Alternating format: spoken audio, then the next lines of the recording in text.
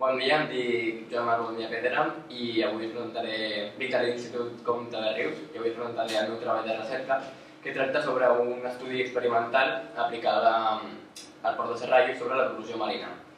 El meu treball de recerca es divideix en dues parts, una part teòrica i una part experimental.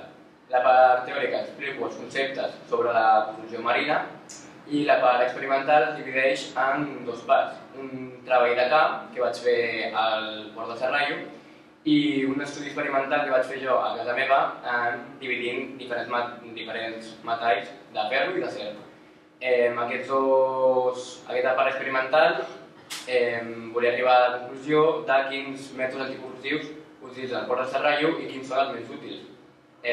Vaig arribar a la conclusió que la pintura antifúling era un mètode anticorrosiu molt bo.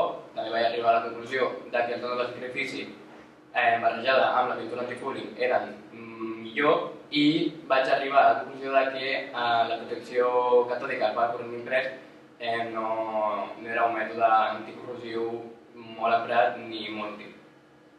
I fins aquí seria el meu treball de recerca i si teniu alguna pregunta.